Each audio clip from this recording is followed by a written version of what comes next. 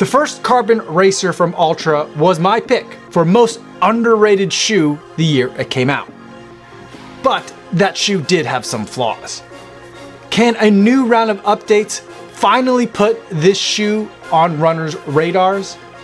It's time to lace up the Vanish Carbon 2 and take it for a run.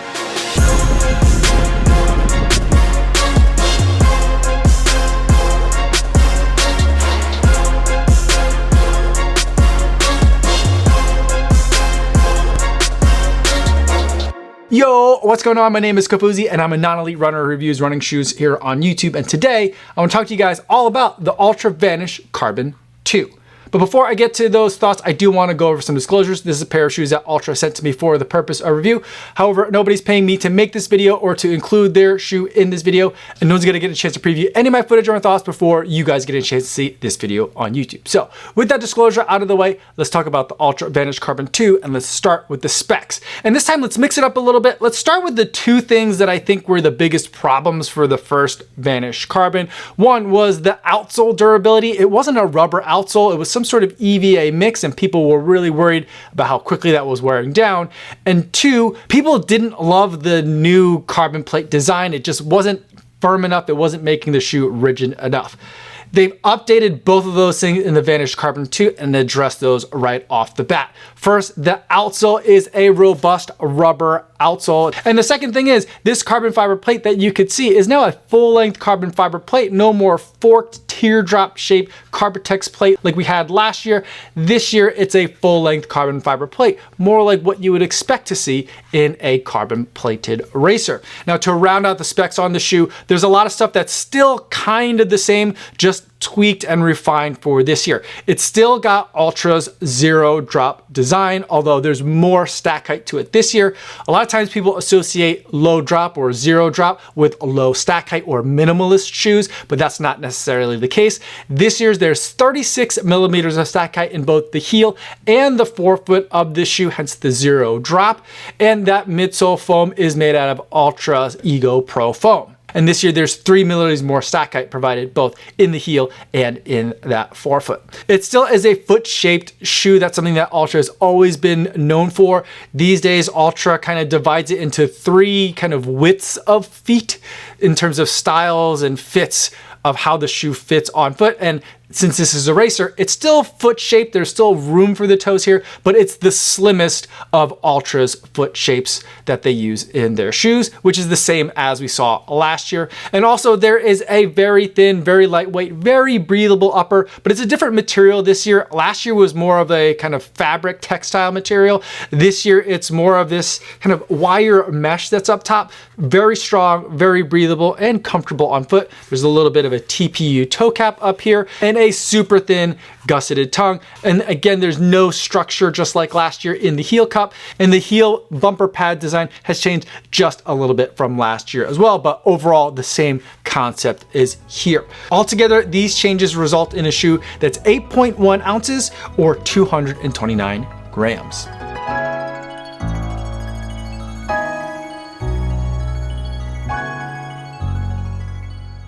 Now that we've talked about what the shoe's like on paper, let's talk about what it's like on the road.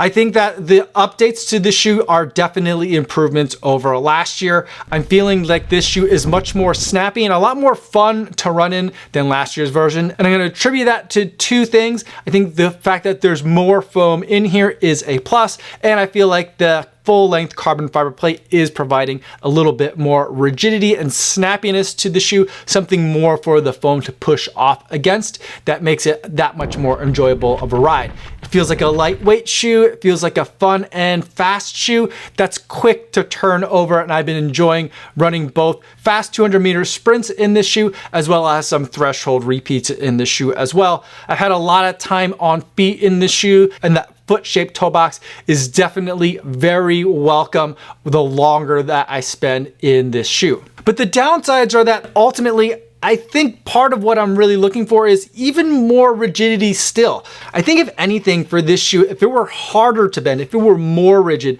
that would make it a more interesting and a little bit more of an aggressive ride as well. And I think ultimately that's what I'm looking for, is just a little bit more aggressiveness in the Altra Vanish Carbon, because right now, what I'm feeling for me is that it sits kind of in between that territory of, is it really a top tier carbon plated racer, or is it more of a really good carbon plated training companion? And I'm kind of leaning more into that training companion kind of territory, which is problematic for this shoe because there is the Vanish Tempo, which is supposed to be Altra's training companion. But overall, I think if you're looking for a wide toe box in terms of your racing shoes, there's not a lot of options out there for you. And the good news is the Vanish Carbon is going to be a very fun shoe that you're going to be able to run in comfortably. I think the other person that's really going to enjoy this is someone that's doing something that's longer than marathon distance. So if you're running road or mixed surface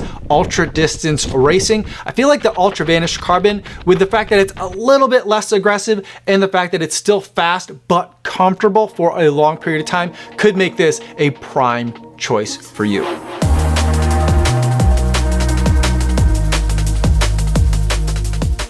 So now before we end the video, let's take a moment to kind of think about where this shoe fits within the broader Altra lineup. Now, Altra is a brand that I have some experience with, but when it comes to their shoes, I've run in more of their trail shoes than I have run in their road shoes. So I don't have a ton of video footage that I can share with you in terms of showing where all the different models fit. But this is generally, if we're gonna look at a 4-shoe rotation, this is where I think the shoes in Altra stack up. I always like to start with the daily trainer when I'm trying to understand a running shoe brand. And I think from Altra on the roads, that's going to be the Escalante. The Escalante is a shoe that I haven't run in for a couple of years, but the last one that I tried, which I believe was the 2.5, was a shoe that I think was my first Altra, my first zero drop shoe. And I really enjoyed that one. That is squarely in that daily trainer space. Then we have the carbon plated racer, which is going to be the Vanish Carbon 2. And in between the daily trainer and the Vanish Carbon 2 is going to be the training companion, the workout shoe, the tempo shoe, and that's going to be the Vanish Tempo. And then for the max cushion shoe from Altra, you kind of have a couple of options. It might be the Torin, which is more cushioned than the Escalante is, but I think really what the max cushion shoe from Altra is the Olympus. That's a tall boy. There's a lot of foam there, a lot of stack height, and it looks like it's going to be definitely built for those long runs where you're going to be spending a lot of time on feet. So that's my understanding of the Altra lineup. I know they have a lot of other shoes. They even have 4mm heel drop shoes now, but in terms of like kind of understanding the basics of the Altra lineup and where the Vanish Carbon fits in, that's, I think, a pretty safe way of understanding these shoes. Now let's wrap up the video by talking about the buying guide and some alternatives you're going to want to consider if you're looking at the Vanish Carbon 2. This shoe is going to be retailing now at $260, and I just think that's way too expensive for what you're getting out of this shoe. Let's take a look at some of the alternatives, some of the competition on there, and see where those shoes are priced to see where that $260 price stacks up.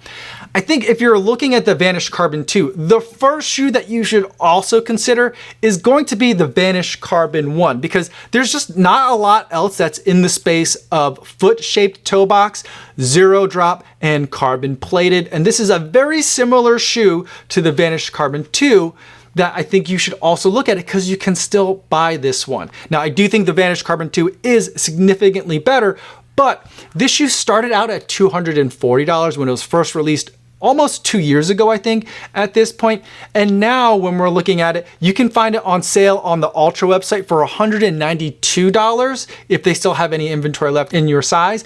But you can also find it at other discount retailers like Marshalls and TJ Maxx online for $90. So that is a substantial and huge discount, even with the shorter anticipated lifespan, at least of the outsole, that some people thought was problematic in version 1. $90 for a shoe that you could use as a training companion or as your zero drop carbon plated racer is a fantastic deal and a good way to kind of figure out if you still want to go with zero drop for your races. Now, the next shoe that I think we should look at is the shoe that I think best kind of lines up in terms of the race experience, even though this shoe is definitely not a zero drop shoe. And that's gonna be from New Balance, and that's the SC Elite version 4. This year, they've updated it to having a PIBA midsole, and it still does have a full length carbon fiber plate. And I do think that this is the best SC Elite that they've ever made, but it has that same kind of feeling that I get from the Vanish Carbon 2, where it's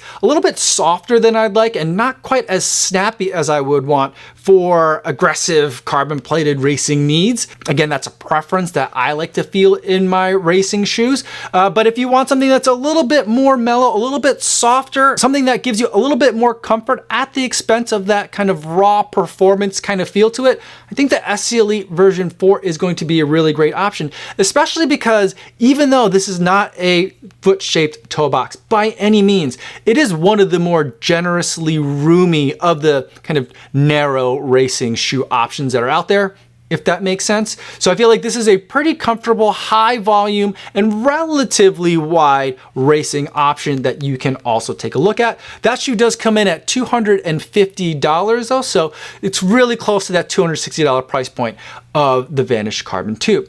And then the next shoe I think is priced right where I wish the Vanish Carbon 2 were priced, and that's from Saucony, and that's the Endorphin Pro 4. Again, another shoe that is a lot of fun to run in, snappy, fast, lightweight, but a little bit softer than I would personally prefer for what I would think of as like top tier racing product, and something that you could use both for racing and a lot of workouts as well, just like I think you could use the Altra Vanish Carbon 2 in a similar way.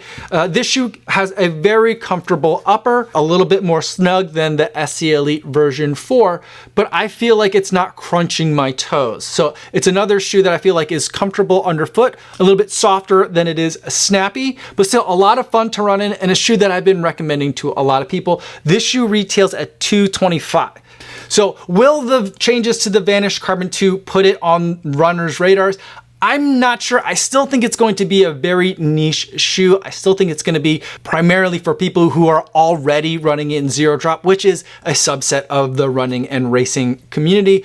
But I do think that it's something for that growing number of people who are also running ultra distance, road, or mixed surface type of races might be able to look at something like this, depending on the terrain of those races, as a very comfortable, competitive option that might be perfectly tuned for something that's a bit longer than a marathon. So those are my thoughts on the Altra Vanish Carbon 2. Let me know in the comments down below if you have any other questions, or better yet, stop by the live stream that I do Mondays and Thursdays over on the Kofuzi Run Club channel. I'd love to talk to you guys over there in the chat. That's all I have for today, everybody. Thanks so much for making it all the way to the end of this video. Hopefully you guys are staying safe out there on your runs, and I will see you in the next one. Yo, what's going on?